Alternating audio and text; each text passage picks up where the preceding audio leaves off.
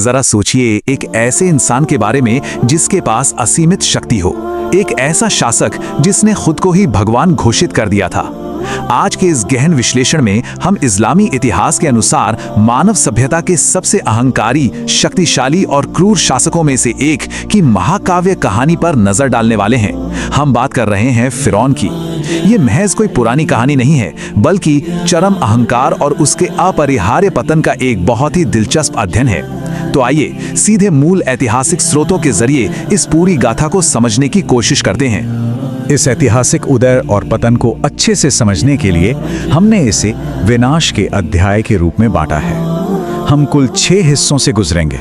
पहला, परम अत्याचारी, फिर चुना गया बालक, महामुकाबला, विपत्तियां और पलायन, फिरौन का पतन और अंत में विनाश से मिलने वाले सबक।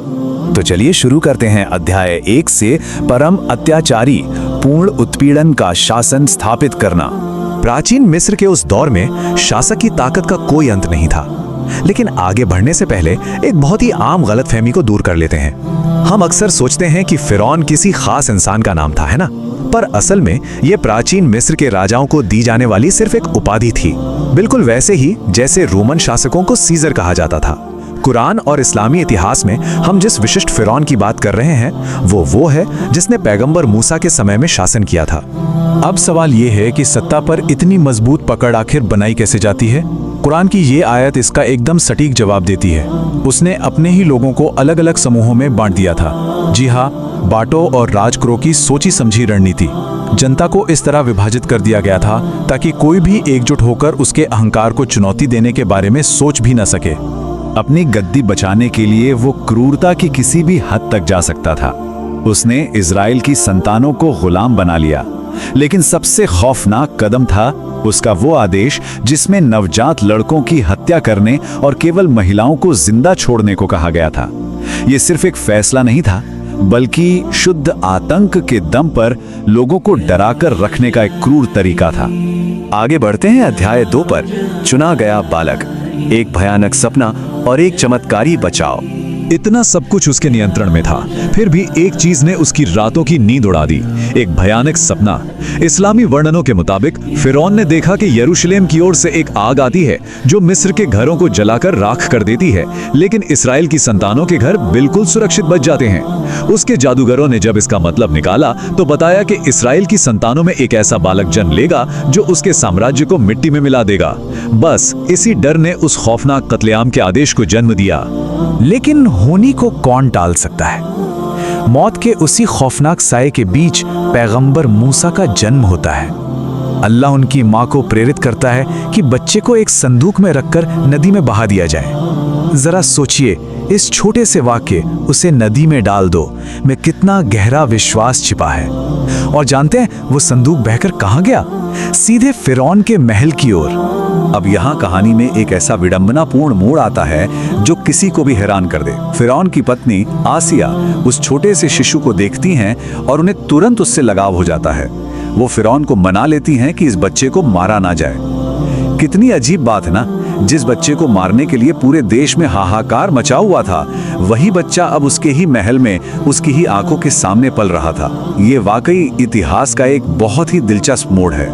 चलते हैं अध्याय 3 की ओर, महामुकाबला, ईश्वरीय सत्य और परम अहंकार के बीच टकराव। समय बीतता है और कहानी सीधे एक वयस्क मूसा की ओर मुड़ती है। उन्हें सीनाई पर्वत पर नबूवत मिलती है और आदेश दिया जाता है कि वे अपने ही दत्तक पिता उस अत्याचारी शासक का सामना करें। जब पैगंबर मूसा और उनके भाई हारून सत्य का संदेश लेकर पहुंचते हैं तो फिरौन का अहंकार 7वें आसमान पर था। उसकी यह उद्घोषणा, मैं तुम्हारा सबसे बड़ा रब हूँ, इस्लामी इतिहास में दर्ज मानव अहंकार के सबसे खौफनाक उदाहरणों में से एक है। वो सिर्फ एक राजा बनकर खुश नहीं था, उसे तो ईश्वर कहलवाना था।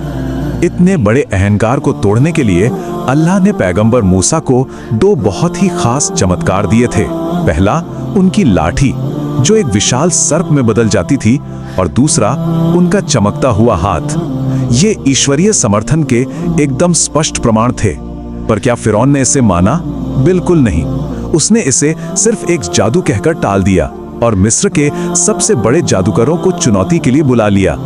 यहीं पर भ्रम और सच्चाई के बीच का असली फर्क सामने आता है। एक तरफ जादूगरों की रस्सियां थीं जो महज आंखों का धोखा या भ्रम पैदा कर रही थीं। दूसरी ओर पैगंबर मूसा की लाठी थी जो एक अकाट्य वास्तविकता बन गई और उन सभी भ्रमों को निगल गई। वो जादूगर अपने काम के पक्के उस्ताद थे। वे तुरंत समझ गए कि यह कोई जादू नहीं हो सकता। फिरौन क्रोध से आग बबूला हो रहा था, मौत की धमकियां दे रहा था, फिर भी उन जादूगरों ने उसी पल सत्य को स्वीकार कर लिया। अब हम पहुंचते हैं अध्याय 4 पर, विपत्तियां और पलायन, ईश्वरीय चेतावनियां और महापलायन। चमत्कार देखने और जादूगरों के हारने के बाद भी फिरौन की जिद नहीं टूटी और इसी हट के कारण मिस्र पर चेतावनियों का एक भयानक सिलसिला शुरू हुआ। एक के बाद एक विपत्तियां टूट पड़ी, कभी बाढ़, कभी टिड्डियों का हमला, तो कभी जुएं, मेंढक, पानी का खून बन जाना और अकाल। एक अजीब सा चक्र बन गया था।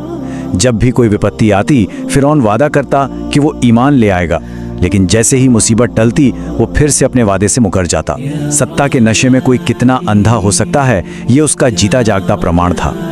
और अब कहानी का सबसे अहम हिस्सा, अध्याय 5, फिरौन का पतन, समुद्र का फटना और अंतिम फैसला। जब चेतावनियों का समय खत्म हो गया तो अल्लाह ने मूसा को रात के अंधेरे में इस्राएल की संतानों को मिस्र से बाहर निकालने का आदेश दिया।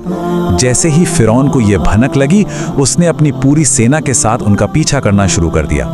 कल्पना कीजिए उस दृश्य की, सामने विशाल समुद्र की लहरें और पीछे फिरौन की खूंखार सेना। ठीक उसी वक्त मूसा ने अपनी लाठी समुद्र पर मारी।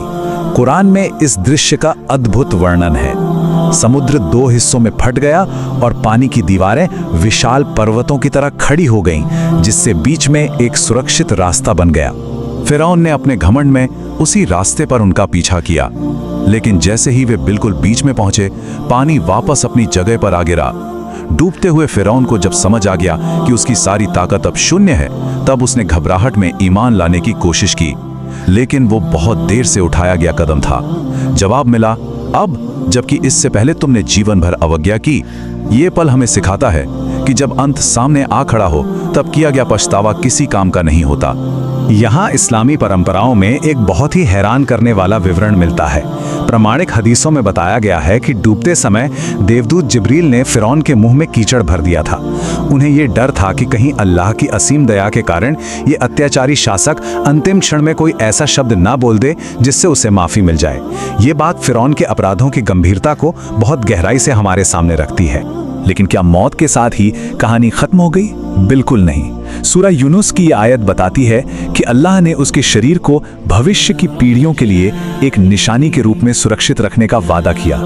आज के समय में कई विद्वान इस आयत को मिस्र में मिली शाही मम्मियों से जोड़कर देखते हैं। ये एक बहुत बड़ा भौतिक प्रमाण है कि कोई शासक खुद को कितना भी महान क्यों ना समझे, अंत में वो सिर्फ इतिहास की एक निशानी बनकर रह जाता है। और अंत में अध्याय 6, विनाश से सबक, इतिहास की गूंज। तो इस पूरी ऐतिहासिक गाथा से हमें क्या समझना चाहिए? चलिए इसे 4 मुख्य बिंदुओं में समेटते हैं। पहला, असीम अहंकार हमेशा पूर्ण विनाश की ओर ले जाता है। दूसरा, कोई भी व्यवस्था कितनी भी जालिम क्यों ना हो, वो हमेशा नहीं टिक सकती। तीसरा, न्याय अंततः होकर रहता है, चाहे उसमें कितना भी समय लगे। और चौथा, जो सबसे अहम है, कि जब पतन निश्चित हो जाए तो आखिरी पल में किया गया पछतावा जीवन भर के अन्याय को नहीं धो सकता। इस विश्लेषण को खत्म करने से पहले एक बहुत ही गहरे सवाल पर विचार करते हैं। फिरौन के पास वो सब कुछ था जिसकी कोई भी शासक सिर्फ कल्पना कर सकता है। एक अजेय सेना, असीमित धन, एक विशाल साम्राज्य। फिर भी अंतिम क्षण में ये सब मिलकर भी उसे बचा नहीं सके। सोचने वाली बात है, यदि इतिहास का सबसे ताकतवर और अभिमानी साम्राज्य इस तरह मिट्टी में मिल सकता है, तो क्या सत्ता का नशा आज भी उतना ही भ्रामक नहीं है? ये इतिहास के पन्नों से गूंजता हुआ एक ऐसा सवाल है जो सीधे हमारे वर्तमान से टकराता है। इस पर विचार जरूर कीजिएगा।